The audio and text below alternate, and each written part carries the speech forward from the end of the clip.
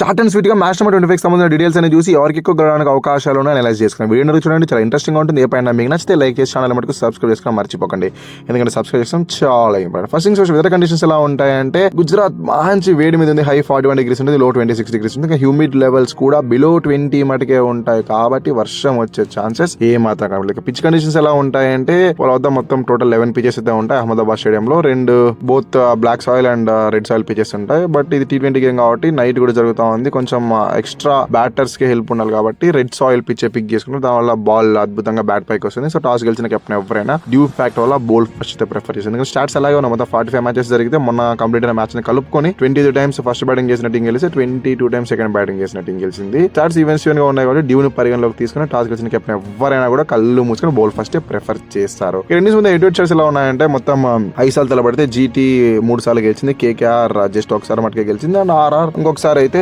Match result రాలేదు. ఇక GT and KKR ఈ స్టేడియం ఎన్ని సార్లు తలబడ్డారంటే ముచ్చటగా 3 సార్లు తలబడితే రిజల్ట్స్ కూడా 3 విధాలుగా వచ్చాయి. ఒకసారి జీటీ గెలిచింది, ఒకసారి కేకేఆర్ గెలిచింది, ఇంకొకసారి రిజల్ట్ రాలేదు. ఇక కంపోజిషన్స్ ఎలా ఉన్నాయంటే జీటీ వాళ్ళు మంచి ఫామ్ లో ఉన్నారు. ఫస్ట్ 2 మ్యాచ్లు ఓడిపోయిన తర్వాత 2 మ్యాచ్లు అద్భుతంగా గెలిచారు. ముఖ్యంగా రషీద్ ఖాన్ తన ప్రైమ్ ఫామ్ ఏదైతే దాన్ని సంపాదించేసుకున్నాడు. ప్రాబ్లమ్స్ ఎక్కడ కనిపిస్తా ఉన్నాయి అంటే జస్ట్ మిడిల్ ఆర్డర్ లో కూడా ప్రాబ్లమ్స్ ఉన్నాయి కాబట్టి గ్లెన్ ఫిలిప్స్ కన్నా జేసన్ హోల్డర్ T20 కప్ లో మంచి పర్ఫార్మెన్స్ ఇచ్చాడు. ఇంకా లాంగ్ హ్యాండిల్ వాడడమే కాక నించోని ఒక సైడ్ మంచి పార్ట్నర్షిప్ చేయగల ఎబిలిటీ కూడా అతనికి ఉంది. మీరు గమనించినట్టు T20 కప్ లో సౌత్ ఆఫ్రికా అగేన్స్ట్ గా వెస్టిండీస్ 7 వికెట్స్ ఏమో కోల్పోయాక రోమరో షెపర్డ్ అండ్ హోల్డర్ కలిసి 70 ప్లస్ వరకు పార్ట్నర్షిప్ చేశారు. అంత స్ట్రెంత్ గా మిడిల్ ఆర్డర్ బ్యాటింగ్ చేయగలరు కాబట్టి గ్లెన్ ఫిలిప్స్ స్పేస్ లో హోల్డర్ అని తెచ్చుకుంటే వాళ్ళకి టోటల్ గానే out top to bottom strong గా కనిపిస్తుంది. ఇక మిగిలిన లెవెల్ అంటే రాహుల్ తెవాతియా అండ్ షారుఖ్ ఖాన్ బ్యాట్ నుంచి కాస్త రన్స్ వచ్చేస్తే GT will be unstoppable. Change చేసే వాళ్ళు ప్లేన్ ఎలా ఉంటుందో డిస్ప్లే చేస్తే చూడండి. ఇప్పుడు ఇంకా కేకేఆర్ గురించి మాట్లాడినట్లయితే వాళ్ళు లాస్ట్ మ్యాచ్ అద్భుతంగా బౌలింగ్ వేశారు, బట్ బ్యాటింగ్ ఫెయిల్యూర్ వల్ల ఓడిపోవాల్సి వచ్చింది.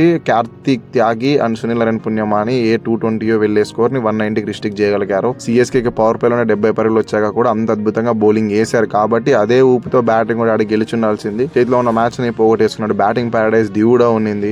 అయినా కూడా కేకేఆర్ మేనేజ్మెంట్ సరిగ్గా డెసిషన్స్ తీసుకోకుండా టాక్టికల్ ఎర్రర్స్ చేసి సునీల్ నరేన్ ఓపెనింగ్ తీసుకొచ్చి అజింక్య రహానే స్పిన్నర్ సరిగ్గా ఆడలేడని తెలిసినా కూడా కింద పంపించేసి అంక్రిష్ రఘువంశీ టాప్ ఆర్డర్ లో బాగా ఆడతారని తెలిసినా కూడా మిడిల్ ఆర్డర్ ఇలా నానా తంటాలు పడి చేయకూడని మిస్టేక్స్ అన్ని చేసి ఆ మ్యాచ్ ఓడిపోయారు. సో అవన్నీ చేయకోకుండా టాక్టికల్ ఎర్రర్స్ ఏవి లేకోకుండా మంచి హోంవర్క్ చేసుకుని వస్తే ఈ మ్యాచ్ లో జీటీకి గట్టి ఫైట్ ఇచ్చే అవకాశం ఉంటుంది. చేంజెస్ ఏమేం చేయాలంటే ఫినల్ ప్లేస్ లో టీమ్ సీఫర్ తీసుకుంటుంది. ఎందుకంటే ఫినల్ అంత స్టార్ట్స్ రావట్లేదు, అంత నిలదొక్కొని ఇన్నింగ్స్ కూడా ఆడలేకపోతున్నాడు. ఎక్స్పెక్ట్ చేసిన విధ్వంసం ఏది తన బ్యాట్ నుంచి రావట్లేదు కాబట్టి టీమ్ సీఫర్ ని తెచ్చుకుంటే ఎక్స్పీరియన్స్ కూడా కలిసి వస్తుంది. సేమ్ అదే దేశానికి చెందిన వాడు అండ్ అదే స్కిల్ కలిగిన వాడు కాబట్టి టాప్ ఆర్డర్ తెచ్చుకుంటారు. ఇంకొక గుడ్ న్యూస్ ఏంటి అంటే Pathirana full fit to play వార్తలు వస్తా ఉన్నాయి. బట్ టీమ్ కి రీసెంట్ గా లింక్ అయ్యాడు కాబట్టి వెంటనే ప్లేయింగ్ లైన్ లోకి వస్తాడు అండ్ వేచి ప్లేయింగ్ లైన్ లోకి వచ్చేలాగా ఉంటే కనుక కెమెరన్ గ్రీన్ ప్లేస్ లో సరిపోతుంది. ఎందుకంటే మొత్తం 4 ఫారెన్ స్టార్స్ చూసుకుంటే కెమెరన్ గ్రీన్ ఒక్కటే కాస్త వీక్ గా కనిపిస్తున్నాడు. వేరాస్ రోహమాన్ పౌల్ అద్భుతంగా బ్యాటింగ్ చేస్తున్నాడు కాబట్టి గ్రీన్ బదులు పత్తిరానా కనుక తెచ్చేసుకుంటే సరిపోతుంది. ఆలోచించవచ్చు 20 కోట్లు పెట్టారు ఎందుకు డ్రాప్ చేయాలని. బట్ మనీ మ్యాటర్ కాదు, ఎప్పుడైనా కూడా టీమ్ కి ఏది ఇంపార్టెంట్ అదే చేయాలి. మీరు ఆలోచిస్తే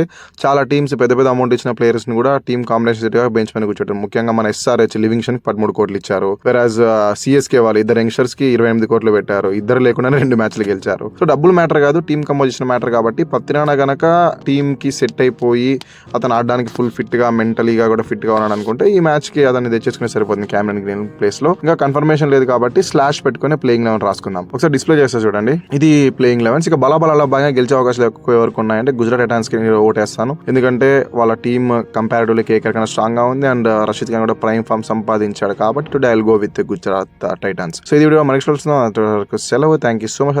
వీడియో నచ్చితే లైక్ చేసి ఛానల్ మటుకు సబ్స్క్రైబ్ చేసుకోవడం మర్చిపోండి. సబ్స్క్రైబ్ చేసుకోవడం చాలా ఇంపార్టెంట్.